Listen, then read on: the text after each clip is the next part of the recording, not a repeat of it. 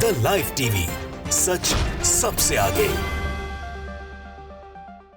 नमस्कार, आपके साथ मैं हूं आदित्य कुमार। दरअसल मोहन भागवत का एक वीडियो फिर से वायरल हो रहा है। अब उस वीडियो के पीछे क्या सच्चाई है, इसको लेकर तरह तरह की बातें लोगों द्वारा की जा रही हैं। लेकिन हम आपको जो बताने की कोशिश करना चाह रहे हैं कि उसमें जो मोहन भागवत जी द्वारा वाक्य कहे गए वो ज़्यादा इंपॉर्टेंट है। दरअसल मोहन भागवत एक डिस्क्रिप्शन बताने की कोशिश कर रहे थे। अब वो किसके लिए कह रहे थे, यही चर्चा सोशल मीडिया पर बन गई है कि आखिरकार क्या कुछ कह रहे हैं। डॉक्टर राकेश पाठक ने भी उस वीडियो को ट्वीट किया है। पहले उन्होंने देखिए लिखा क्या क्या है। उन्होंने लिखा कि मोहन भागवत उवाच, यानी मोहन भागवत के वचन। क्या कुछ मोहन भागवत ने बोला ये बताने की कोशिश कर रहे हैं कि पहले सुपरमैन, फिर अलौकिक, फिर देवता, फिर भगवान और फिर विश्व रूप बनने की इच्छा। क्या बता सकते हैं संघ सुप्रीमो ये सब किसके बारे में कह रहे हैं?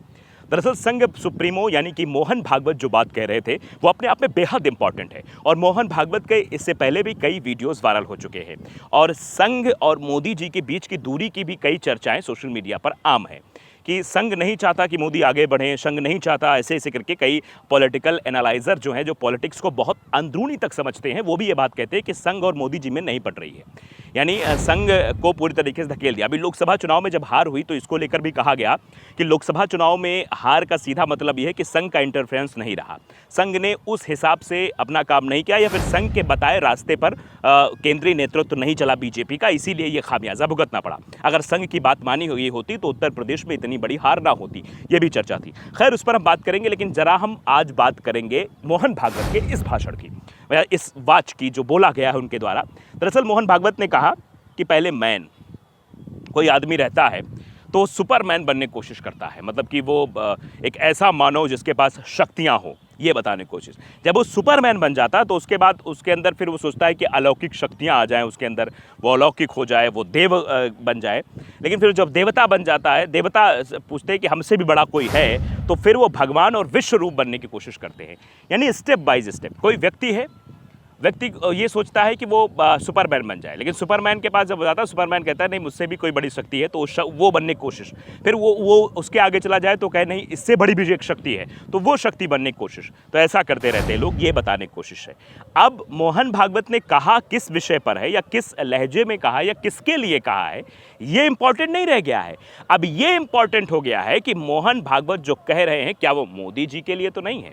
ये मैं डायरेक्ट इसलिए कह रहा हूँ क्योंकि लोग ऐसा कह रहे हैं, लोग जो सवाल जो खड़े कर रहे हैं वो उसी हिसाब से है। अब इसमें कुछ लोग हैं जो ये भी आकर कहेंगे ये जो वाक्य बोला जा रहा है वो किसी और के लिए बोला जा रहा है, तरह तरह की बातें भी की जाएंगी। लेकिन हम जो सीधे तौर पर बातें बताना चाहते हैं, जो कहना चाहते हैं वो यही है कि आखिरकार क्या वजह है कि इस तरीके की बातें मोहन भागवत ने बोली हैं और किस व्यक्ति के लिए बोली है और कौन है जो सबसे ज़्यादा शक्तिशाली बनना चाह रहा है, कौन है जो विश्वगुरु बनना चाह रहा है, कौन है जो हर जगह जिसका महिमा मंडन होता है। आप समझिए, महिमा मंडन के बारे में बात हो या फिर कैमरे के सामने में ज़्यादा आने की बात हो तो मोदी जी का नाम आता है। आप कैमरा जी भी डालेंगे तो मोदी जी का नाम आएगा। कैमरे से सबसे ज़्यादा मोहब्बत किसको है तो मोदी जी का नाम आएगा। हर इवेंट में मोदी जी मौजूद रहते हैं। भारत विश्व कप हार जाएगा तब भी मोदी जी मौजूद रहेंगे, भारत विश्व कप जीत जाएगा तब भी मोदी जी मौजूद रहेंगे। यानी मोदी जी हर उस इवेंट को अपना बनाने की कोशिश करते हैं। ऐसा मैं नहीं कह रहा हूँ, ऐसा पॉलिटिकल एनालाइजर कहते हैं कि मोदी जी हर उस इवेंट को कैप्चर कर लेते हैं, वो उस पर निगाह दौड़ाए रहते हैं कि हाँ वो उससे कितनी पब्लिसिटी मिल सकती है, उससे क्या कुछ हो सकता है, चाहे वो कोई भी इवेंट क्यों ना हो। आपने देखा किसानों का इतना बड़ा आंदोलन हुआ, मोदी जी किसान कानून लेकर आए, मतलब मोदी सरकार में कानून आए, 3 कानून आए, उन 3 कानून को लेकर विरोध हुआ।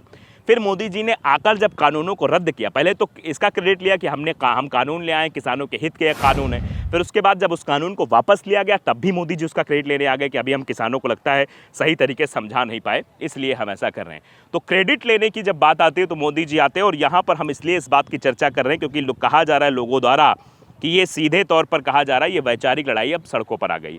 संजय शर्मा इस पर रिएक्शन देते हैं, लिखते हैं कि बीजेपी और आरएसएस की वैचारिक लड़ाई चालू है। यानी विचार को लेकर जो लड़ाई बीजेपी और आरएसएस के बीच चल रही है वो अब तेज हो रही है। एक तरफ मोदी और अमित शाह की बीजेपी की एन केन प्रकारेण सरकार बनाने की गुजराती सोच, वो किसी भी विचारधारा की पार्टी से खरीद फरोख्त या तोड़फोड़ या डरा धमका कर, यानी ये कहा जा रहा है कि ये विचारधारा आरएसएस की नहीं है। भारतीय जनता पार्टी और मोदी और अमित शाह की जो बीजेपी हो गई है कैसे भी करके बस सरकार बनाने पर या कुर्सी बचाने को लेकर ही टिकी रहती है कि कैसे भी कुर्सी बची रहनी चाहिए, मतलब कुर्सी अपने पास रहनी चाहिए और कुछ नहीं।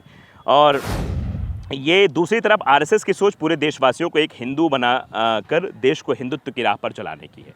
यानी आरएसएस कह रही है कि हम हिंदुत्व की राह पर चलना चाह रहे हैं और भारतीय जनता पार्टी और मोदी और अमित शाह की जो बीजेपी है वो ये सोच रही है कैसे भी करके कुर्सी बचाई जाए, चाहे उस विचारधारा यानी कांग्रेस की विचारधारा के लोगों को भी अपने पास लाना पड़े तो लाया जाएगा, किसी को भी अपने पाले में करना हो किया जाएगा, लेकिन हमारा काम बना रहना चाहिए।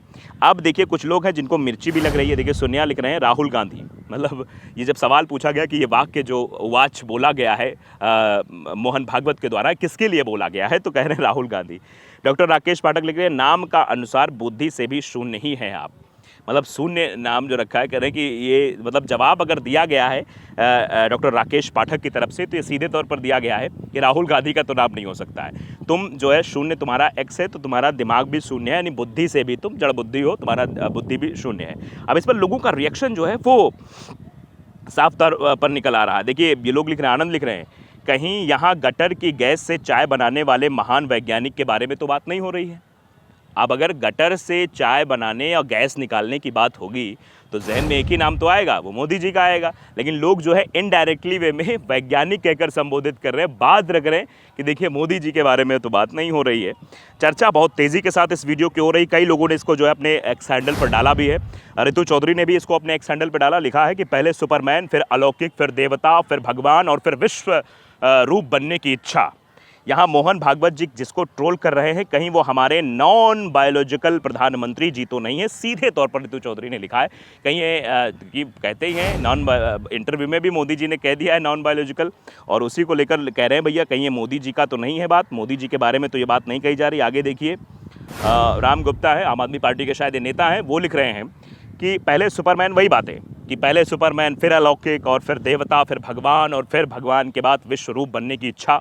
क्या आप बता सकते हैं कि संघ प्रमुख ये सब किसके बारे में कह रहे हैं? इसी तौर पे कहा है कि संघ प्रमुख जो बात कह रहे हैं वो किसके बारे में कही जा रही ये बात है जो साफ तौर पर दिखाई दे रही है लगातार। गोविंद प्रताप सिंह भी इस पे लिखते हैं कि पहले लोग सुपरमैन बनना चाहते हैं, फिर उसके बाद देवता बनना चाहते हैं और फिर लोग भगवान बनना चाहते हैं। प्रगति का कोई अंत नहीं है, ये कहा जा रहा है कि मतलब प्रगति का कोई एक सीढ़ी पर चढ़े दूसरे पर चढ़ने की तमन्ना जो है रहती है, कैसे करके उस सीढ़ी पर पहुंचा जाए जहां से सब कुछ साफ साफ दिखाई दे।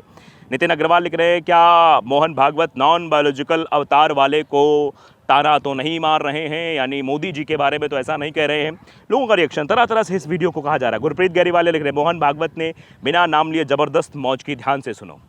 यानी मोहन भागवत का ये बयान अब सोशल मीडिया पर चर्चा का विषय बन गया है। दरअसल जो बातें मोहन भागवत के द्वारा कही जा रही हैं वो अपने आप में इशारा सीधे तौर पर करती है मोदी जी की तरफ।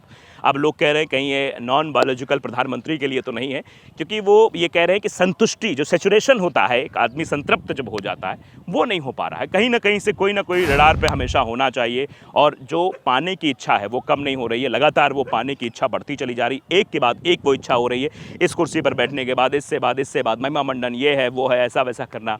आपने देखा था कि ऐड भी एक बना था कि मोदी जी ने वॉर रुकवा दी, यानी मोदी जी का महिमा मंडन तो ऐसे होता है कि पूछिए मत। उस ऐड का काफ़ी मीम्स भी बने थे, तो वो ऐड शायद बाद में चला भी नहीं। तो सवाल कई सारे हैं और बातें भी कई सारी हो रही हैं, लेकिन मोहन भागवत का बयान फिलहाल इस वक्त चर्चा में बना हुआ है। द लाइव टीवी को अगर आपने सब्सक्राइब नहीं किया जरूर करिए, बेल आइकन दबाइए ताकि सच खबर आप तक पहुंचती रहे। नमस्कार। द लाइव टीवी, सच सबसे आगे।